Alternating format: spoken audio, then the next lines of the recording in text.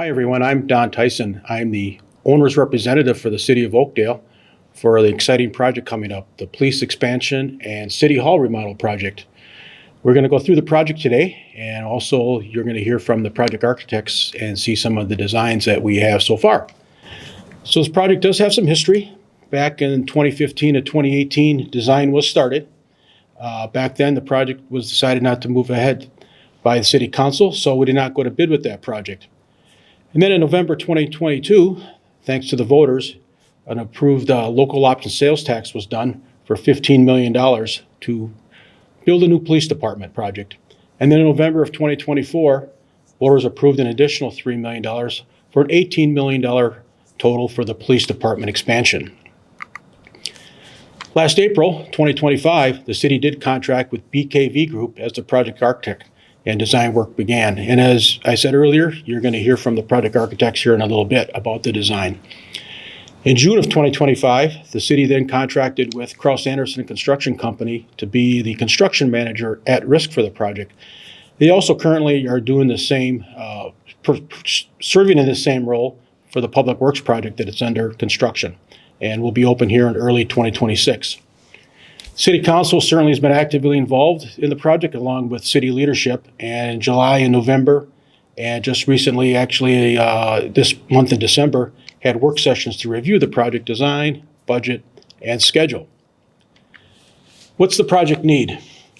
Well, the police department's occupied the same space that they're in now since 1992, and as you see here, since then, sworn officer staff have increased by 70%, complaint reports have increased by 65%, and the police department really needs new and modern space to deal with those service demands that have increased since they've been in the building since 1992.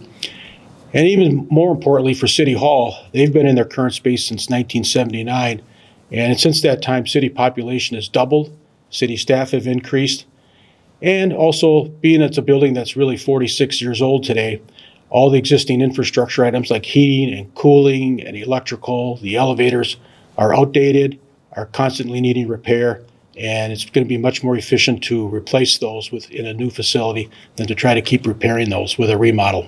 So the City Council has adopted project goals for these important projects of the police expansion, the City Hall remodel. Certainly, we don't want to build a project that's already outdated when it opens, so we have a goal of meeting the 2045 city and police department space needs. What are those needs out there 20 years? We want to enhance the public safety and services area. So when people come to City Hall, they feel safe and can get the service they need. That ties into this improving the City Hall resident experience.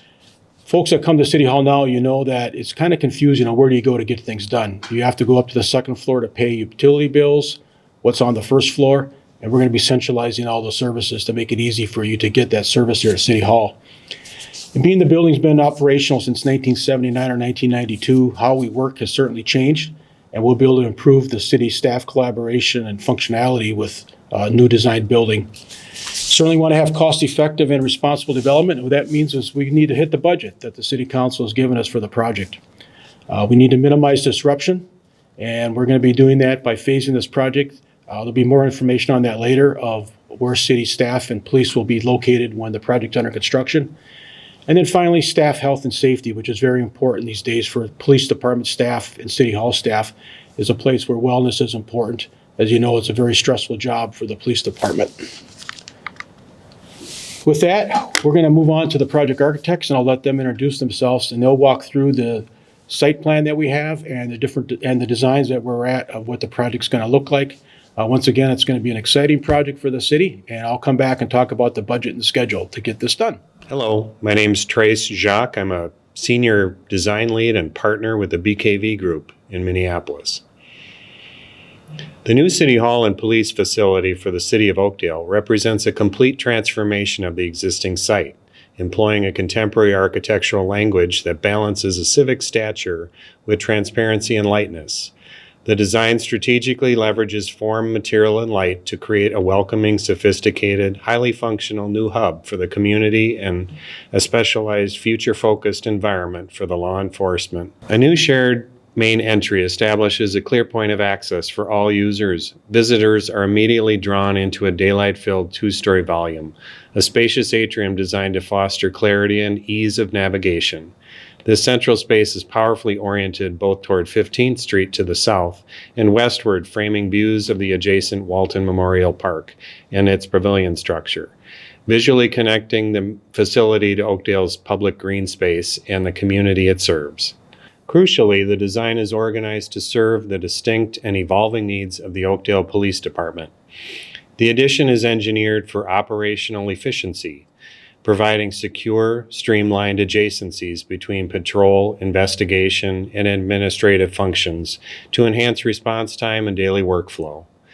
Beyond efficiency, the facility champions a wellness-oriented work environment for its officers and staff. This includes providing access to natural light, outdoor park views, access to outdoor space, and dedicated spaces designed to mitigate the stress of public safety work. Furthermore, the project features integrated on-site training facilities, creating a self-sufficient and dedicated environment for continuous professional development, skill, practice, and crisis preparation, directly supporting the department's mission of excellence. The facility's overall design massing is a compelling composition of variously proportioned box forms. This articulation breaks down the building's scale while creating a dynamic, layered aesthetic. The material palette is rich and contemporary, featuring a disciplined combination of durable brick, providing a grounding civic presence and historic reference.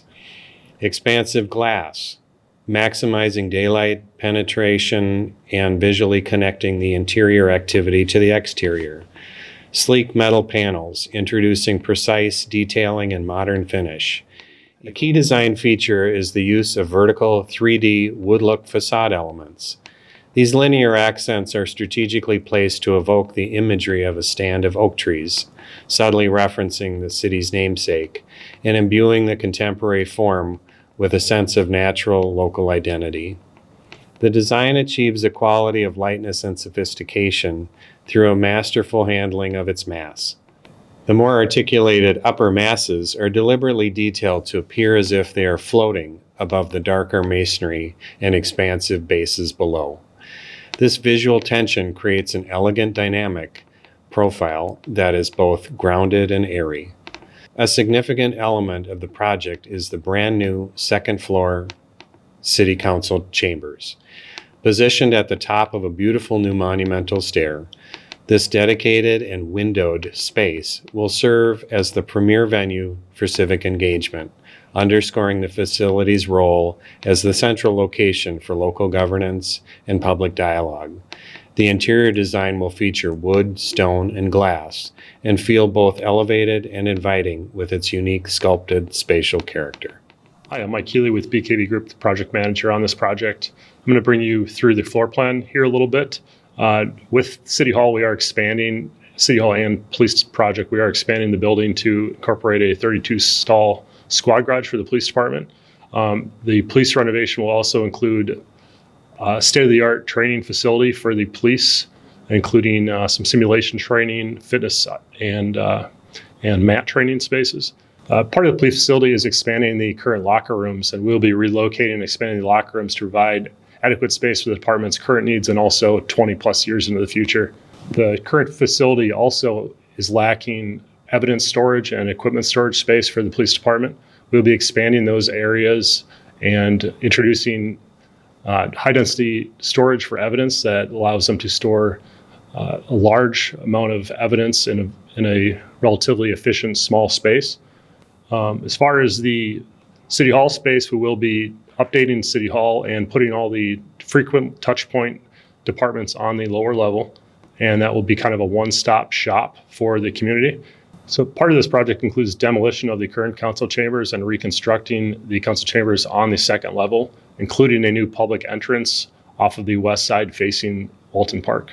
The City Hall space will be modernized to provide collaborative spaces for city staff to meet in small groups and also in larger groups with technology. Thanks, Trace and Mike, for going over the project design. As you can see, it's going to be an exciting design for the city that's going to really serve the residents well into the future. Moving to the project schedule. January 8th of next year, the Planning Commission will review the project, and then we'll be coming to the City Council approval to go to bid the project in January 13th. And that really gets us going towards getting the project started. Project bidding will happen then January to April, and we expect to come back to the City Council in May to approve those bids, which then lets us have a groundbreaking in June of 2026. At this point, we expect a construction duration of approximately 18 months, and that puts us to completion in January of 2028. But we'll certainly do everything we can to speed up the project and minimize how much time City Hall and the Police Department are affected by the construction. So thank you for your interest in the project. If you'd like to stay informed, there's some very easy ways to do that. You can go to the city website and go to this link, and you'll see updates that are always posted there. You can also sign up for project updates at this link, and anytime an update is made, you'll be notified of that. And certainly, if you have any questions or comments ever, you can email me as the project owner's representative. A link for that is also provided on the project webpage. So thanks again for your time and interest in this project, and have a great day.